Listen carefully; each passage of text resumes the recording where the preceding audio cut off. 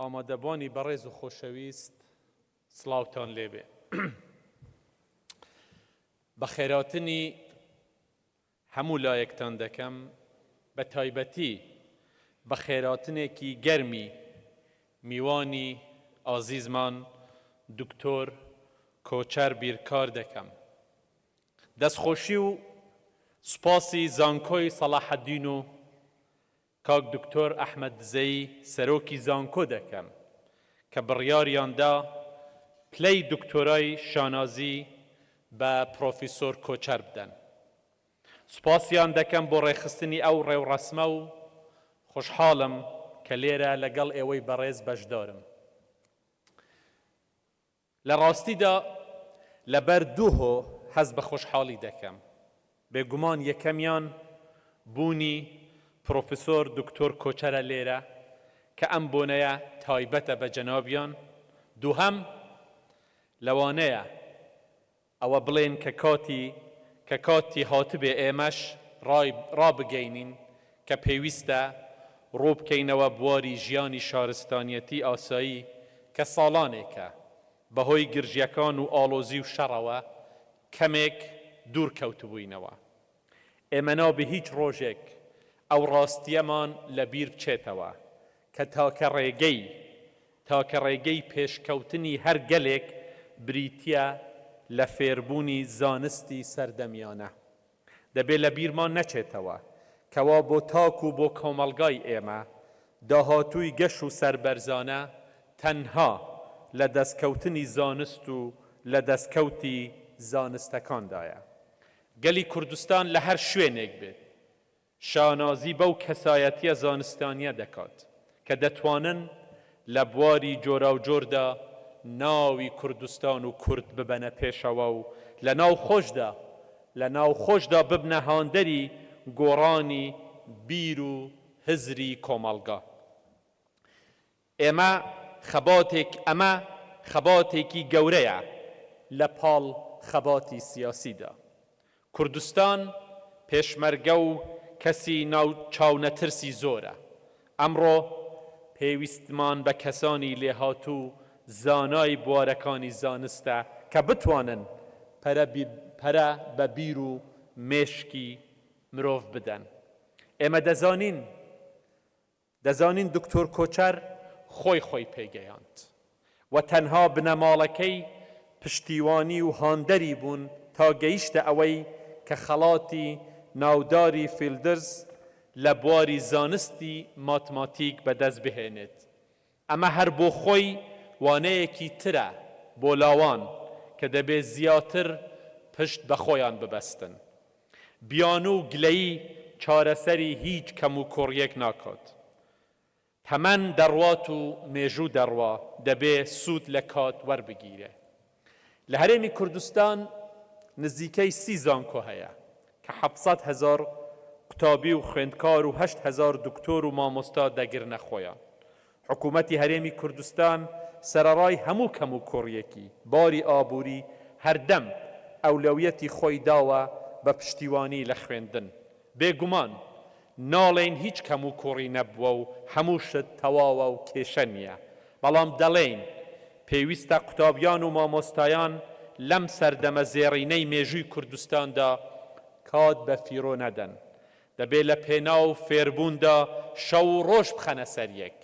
دەبێت لە مەولا زانایەکی وەک دکتۆر کۆچەر بکەن بە نمونەی باڵای خۆیان کە هەنگاوێکی مەزنی هەڵنا و گەیشت بە لووتکەی بەرز. هیوادارین و دڵنیاشین کە هەنگاوی تریش بەرەو پێشەوە دەڕوات. دەبێت قوتابیان و خوێندکارانی کوردستان بەرسەربەرزیەوە ئەمڕۆ بچنە سەر گۆڕی شاعری مەزن وەک حەزرەتی خانی و مامۆستا قانع و پیرەمێرد و بێکەس کە داوای فێربوونی زانستیان لێدەکردین. هەروەها بەسەربەرزیەوە بچنە بەردەم وێنەی سەرکردە مەزنەکانی وەک شێخ مەحموودی نەمر و قازی محەممەد و بارزانی کە لە پێناو داهاتووی ئێمەدا هەموو قوربانیەکیان بەخشی. ئێمە لە حکوومەتی هەرێمی کوردستان ئەو سەردەمەی تەنانەت کوردستان لەژێر دوو گەمارووی ئابووریشدا بوو هەر ئەوەلیەتماندا بوو بە زانکۆ و پەیمانگاکان. لە سەردەمی پێش ئێمەدا گەیشتن بە زانکۆ بۆ زۆر کەس خەونێک بوو. لە سەردەمی حکوومەتی هەرێمدا هەموو ماڵێک پڕ بوو لە قوتابی و دەرچووی زانکۆ. بەڵام ئەوەش بزانین لە خوێندندا ئاستی زانستی گرنگە. ئامانجی یەکەم و سەرەکی قوتابیان و خوێندکاران دەبێ بەدەستهێنانی زانست و زانین بێت. دەبێ خۆدەوڵەمەندکردن و خۆپڕچەککردن بێت بە زانست، نەک تەنها دەرچوون لە زانکۆ و وەرگرتنی بڕوانامە. لەم بۆنەیەدا داوا لە سەرۆکایەتی زانکۆی حکومی و ئەهلیەکان دەکەم کە پێویستە لەم بوارەدا هەوڵی جددیتر بدەن. با هەرێمی کوردستان ببێتە نمونەی پێشکەوتنی خوێندن و زانست. خەباتی ڕاستەقینەی ئێمە لێرەیە. بەدیهێنانی خەونی باب و باپیران تەنها بە سووربوون و ماندووبوونی ئێوەیە لە پێناو فێربوون و زانستدا. لە ڕابردووی کۆندا شان بە شانی سەرکردەی سیاسی مەزن و ناودار گەلێک زانا و ڕۆشنبیر و هونەرمەندی گەورەش لە ناو گەلەکەمان هەڵکەوتون. ئەگەر سەیری لاپەڕەی مێژووی ئەو زانست و کلتورە بکەین کە بە زمانی عەرەبی و فارسی و تورکی نووسراون، ناوی سەدان لە ڕۆڵەکانی کوردستان کەوتوتە بەرچاومان. ئەوە بەشێکە لە مێژووی هاوبەشی ئێمە و ملەتانی دەوروبەر کە بێگومان مایەی شانازی گەلی کوردستانە. بەڵام ئەو سەردەمانە کوردستان خاوەنی هیچ پێناسەیەکی سربەخۆ نەبوو. لەبەر ئەوە بەرهەمی زانا و بلیمەتەکانی ئێمە بێکەس دەمانەوە و دەکەوتنە لای ملەتانی تر. ئێستا کوردستان خاوەنی هەیە، ئێمە پێناسەمان هەیە و لە ڕێزی گەلان داین. بە دڵنیاییشەوە لە داهات و دەبین بە خاوەنی پێناسەی گەورەتر. ئەم ئەرکە هەر سیاست نایکات و هەر پێشمەرگەش شانی ناداتە بەر.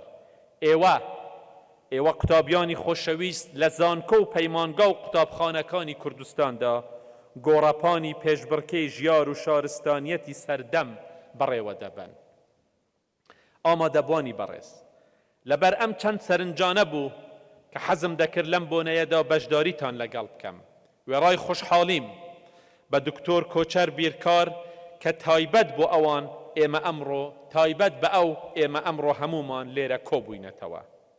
پیرۆزبایی لە گەلی کوردستان دەکەم کە ڕۆڵەی وەک پرۆفیسۆر دکتۆر کۆچەر بریکاری پێگەیاندووە.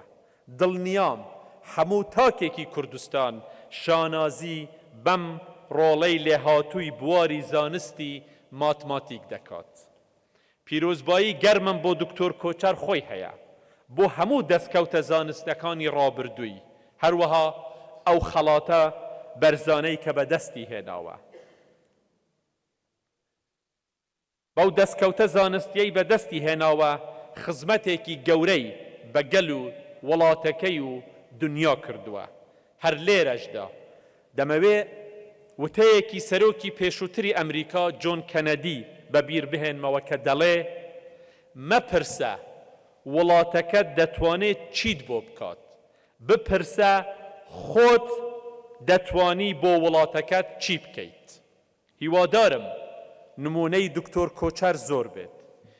پیرۆزبایی و دەستخۆشی لە بنەماڵەی بەڕێزی دەکەم کە ئەم شانازیە گەورەیە بە دیاری داویانە بە نیشتیمان. پیرۆزبایی لە گەلی کوردستان دەکەم بە بۆنەی ئەم هەموو زانکۆ و ئەم ژمارە گەورە قوتابی و دکتۆرا و مامۆستایانە.